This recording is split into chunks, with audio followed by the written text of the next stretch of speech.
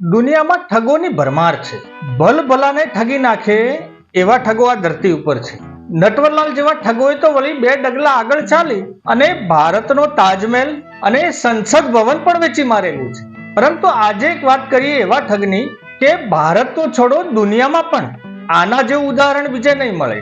એક ઠગ જે 40 દિવસ સુધી કોર્ટમાં જજ બની જાય છે અને કેટલાય ચુકાદાઓ આપી દે છે, કેટલાયને ફટાફટ જામીનો આપી દે છે અને જેને આપવા જોઈએ એવા ઘણાયને પાછા જેલમાં પણ પૂરી દે છે. કોઈને કઈ ખબર પડતી નથી અને જ્યારે ખબર પડે છે ત્યારે જજ સાહેબ પોતે રફુ ચક્કર થઈ જાય છે. ઠગોની અલગ અલગ વાર્તાઓમાં આજના શાતીર ચોર અને એક શાતીર ઠગ ધનીરામ મિત્તલની વાર્તા જોઈશું. નમસ્કાર, હું છું રમેશ ચૌધરીને આપ નિહાળી રહ્યા છો ષડયંત્ર.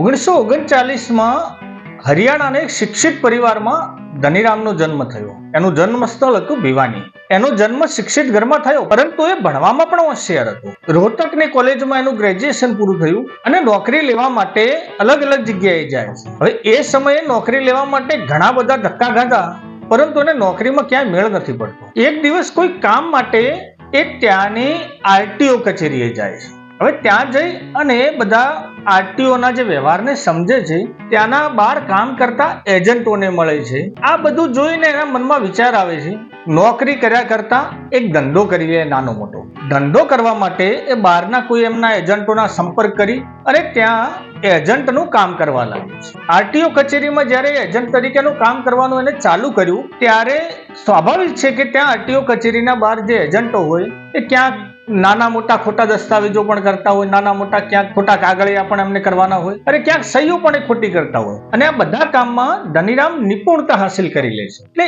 એ કામનો એક માસ્ટર થઈ જાય. હવે થોડાક ટાઈમ કામ કર્યા પછી પેપરમાં એક દિવસ એક જાહેરાત વાંચે છે. રેલવે ખાતામાં નોકરીની એક જાહેરાત પડી. ભણવામાં પણ હોશિયાર હતો અને એમાં પણ એજન્ટ તરીકે ખોટા કામ કરવાનું પણ એ માહિતગાર થઈ ગયો. એટલે ખોટા પોતાના કાગળિયા બનાવીને એ રેલવેમાં નોકરી લઈ લે છે. સામાન્ય જેવી તેવી નહીં, પરંતુ રેલવે માસ્ટર તરીકે નોકરી લઈ લે છે ખોટા કાગળિયાના આધારે. હવે 1968માં જેને ખોટા કાગળિયા લઈને નોકરી લઈ લીધી, એનો જીવ પણ 1974 આવતા નોકરીમાંથી ઉડી ગયો. હવે ત્યાંથી એક દિવસે કોઈ કામ માટે જ્યારે દિલ્હી જાય છે, ત્યારે ત્યાંના સમાચાર પત્રોમાં એને જાણવા મળે છે કે આજકાલ ગાડીઓની ચોરી બહુ થાય. એ દિવસો દરમિયાન ગાડીઓ પણ બજારમાં નવી નવી આવેલી હતી. આટલું બધું ચેકિંગ હતું નહીં, સીસીટીવીની તો વાત જ ન હતી, ટેકનોલોજી પણ માપની. એટલે ધીમે ધીમે એના મનમાં એક મગજમાં એક વસ્તુ નક્કી થઈ જાય કે આપણે ગાડીઓ ચોરવી છે, પૈસા આમાં જ છે. હવે ધનીરામ ત્યાંથી નીકળી અને દિલ્હી આવી જાય છે અને ગાડીઓ ચોરવાનું કામ ચાલુ કરે. હવે ધનીરામ થોડાક સમયમાં જ ગાડીઓ ચોરવાનો ઉસ્તાદ બની જાય. હવે ગાડીઓ ચોરતા ચોરતા એને પોલીસ ઘણી વખત પકડી જાય. જેવી પકડી જાય એટલે કાયદા પ્રમાણે એમને કોર્ટમાં હાજર કરવામાં આવે. ત્યાં વકીલ રોકવાનું, વકીલ રોકીને પાછા જજ સાહેબ એને જામીન આપે અને પાછો એ છૂટીને ઘરે આવે. હવે વારે ઘડીએ એને પકડાવાનું હોય, વારે ઘડીએ જેલમાં જવાનું હોય, વારે ઘડીએ વકીલ રોકવાના હોય, વકીલોને આટલી ફીસ આપવાની હોય. હવે જ્યારે વકીલોની ફીસ એને જોઈને એટલે એને એમ થયું કે ના, પૈસા તો ખરેખર વકીલાતમાં જ છે, વકીલો જ વધારે કમાય છે.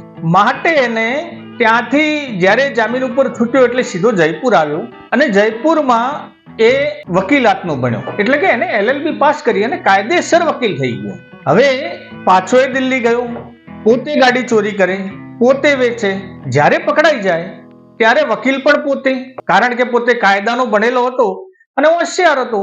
અને આ રીતે જજ સાહેબને અને કોર્ટને ખોટી વાતોમાં ભેળવી અને જામીન મેળવી લે અને જામીનથી પાછો છૂટી જાય.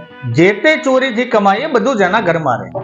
હવે આ ધનીરામ જજોના પણ નજરમાં આવ્યું. જજો પણ ઓળખતા થઈ ગયા, કારણ કે ચોર પણ એવો હોય, વકીલ પણ એવો હોય. હવે આ સમયગાળામાં પાછું એને થયું કે ચોરી કરવી સહેલી છે, વકીલ પણ બની ગયો એટલે વકીલાત કરવી પણ સહેલી છે, પરંતુ ગાડીઓને વેચવી એ માથાકૂટ વાળું કામ છે. ગાડીઓ ફટાફટ વેચાતી નથી, ચોરાઈ તો જાય છે.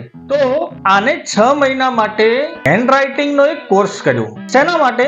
કે જે ગાડીઓ ચોરીને લાવે એવી ટાઈપના એ લેટર તૈયાર કરે પોતાની જાતે, કારણ કે ખોટા કાગળ કરવાનાથી તો એ માહિતગાર હતો જ.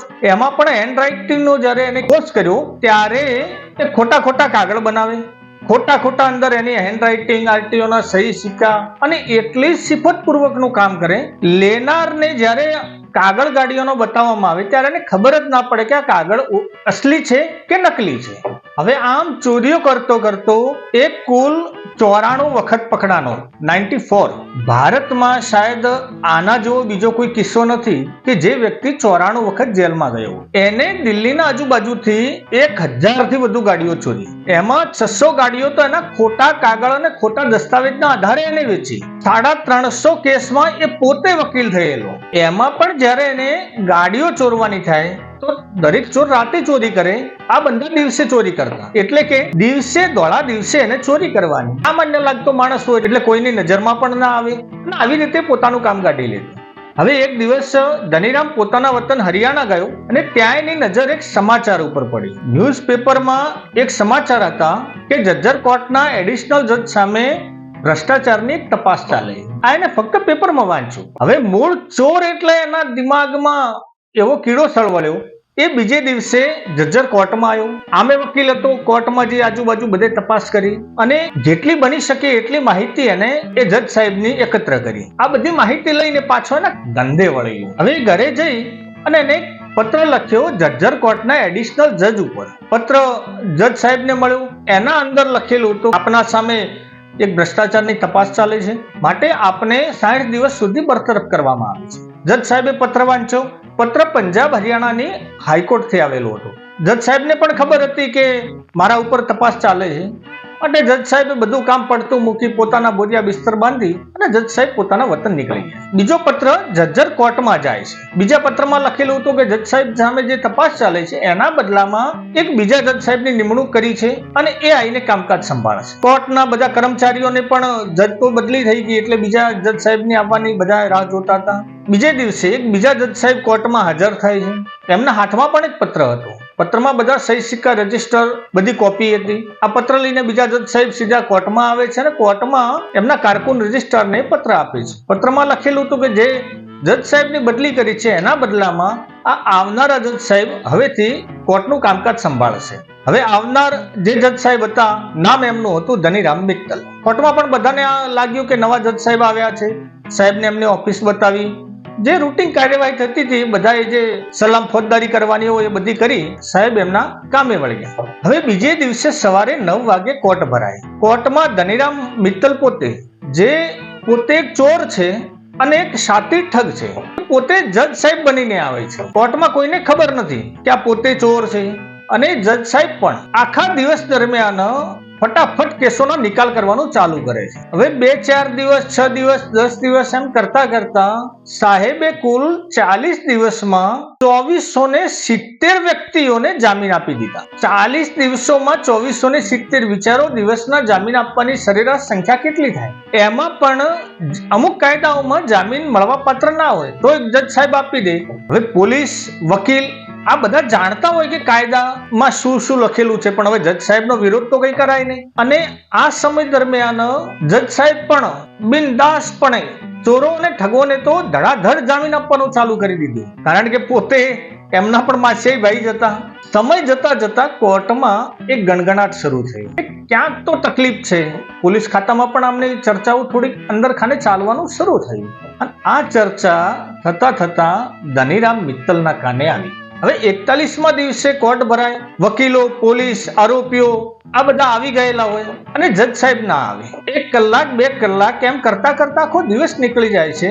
સાહેબ હાજર નથી. તપાસ કરતા સાહેબ એમના ઘરે પણ ના હતા. કોર્ટના જો જજ સાહેબ આમ કીધા વગર ક્યાં ગુમ થઈ જાય, આ એક ગંભીર પ્રશ્ન બની જાય. માટે પોલીસે પણ આમની શોધખોળ ચાલુ કરી. આમને શોધતા તપાસ હાઈકોર્ટ સુધી પહોંચી અને હાઈકોર્ટમાં રજિસ્ટ્રાર ઓફિસમાં જ્યારે તપાસ કરી તો ખબર પડી કે હાઈકોર્ટે આવા કોઈ જજ સાહેબની નિમણૂક કરી જ નથી અને જૂના જજ સાહેબ કે જેમના ઉપર તપાસ ચાલતી હતી એમને હટાવ્યા જ નથી. આખી કોર્ટ શરમજનક સ્થિતિમાં આવી ગઈ. વિચારો કે 40 દિવસ સુધી જેની કોઈ નિમણૂક જ થઈ નથી એવી વ્યક્તિ, એક અજાણ્યો માણસ કોર્ટમાં આવે, જજ બને, ફેસલા ફટાફટ આપે, જામીનો આપી દે અને કોઈને ખબર ના પડે. આ સ્ટોરી ન્યૂઝપેપરોમાં છપાણી. હવે જ્યારે પેપરમાં આવ્યું ત્યારે કોર્ટ એક હસી મજાકનું પાત્ર બની ગઈ. આજુબાજુ જ્યાં જુઓ ત્યાં આ ફક્ત આ ધનીરામ મિત્તલની જ વાત ચાલે. ધનીરામ મિત્તલને શોધવાનો પ્રયત્ન કર્યો પણ ધનીરામ મિત્તલ ગુમ થઈ ગયા. આ સમાચારો દિલ્હીના મોટા ન્યૂઝપેપરોમાં આવ્યા. હવે પંજાબ અને હરિયાણાથી ઘણા બધા વ્યક્તિઓ દિલ્હી પોલીસમાં પણ નોકરી કરે છે. આમાં જજ્જર બાજુનો એક પોલીસ વાળો એની નજર પડી આ ન્યૂઝ ઉપર અને એ ઓળખી ગયો આ તો જજ્જર કોર્ટમાં જે ખોટા જજ બનીને આવ્યા હતા આ એ ધનીરામ મિત્તલ છે. આ બાજુ ધનીરામ મિત્તલે જે ગુમ થઈ ગયો હતો એ પણ થોડા દિવસ શાંત રહી અને પાછો એને પોતાનો જે જૂનો ધંધો એ ચાલુ કર્યો અને પાછો ગાડી ચોરતા પકડાણો. હવે એને પોલીસ લઈને આવી પાછા દિલ્હીની કોર્ટમાં ચોરીના ગુનામાં એમને પાછા જેલમાં મોકલી દેવામાં આવ્યા. ત્યાં સુધી તો બધાને ખબર પડી ગઈ કે આ એરો જ ચોર કે જેને 40 દિવસ સુધી ધડાધડ કોર્ટમાં જામીનો આપ્યા હતા. હવે આના વિશે જાણવાને આને મળવા માટે એટલું બધું કુતૂહલ વધી ગયું લોકોનું કે જેલની બહાર આને મળવા માટે લાઈનો લાગવા માંડી. કેદીઓ પણ જે ચોર હતા એને મળવા માટે અમુક નાની મોટી ચોરી કરી અને જેલમાં સ્પેશિયલ જતા કે ગુરુ જોડેથી કંઈક જ્ઞાન મળી જાય. પાછો આ સમય એની ઉંમર 75 થી 80 વર્ષના આસપાસ થઈ. પાછો એને જામીન મળી ગયા. હવે આ ઉંમરે કોઈ પણ વ્યક્તિ ચોરી કરવાનું ના વિચારે, પરંતુ નામ ધનીરામ મિત્તલ નાહકના તો એમનું નામ દેશમાં થયું નહીં હોય. છેલ્લે 2016માં દિલ્હીમાં જ 2 ગાડી ચોરતા પાછા ભાઈ સાહેબ પકડાણા, પાછા જેલમાં ગયા અને હવે કોર્ટે માનવતાની દ્રષ્ટિએ એમને જામીન આપ્યા અને અત્યારે જામીન ઉપર ઘરે છે, રહે છે દિલ્હીમાં. આજે પણ એમનું કામ બંધ નથી.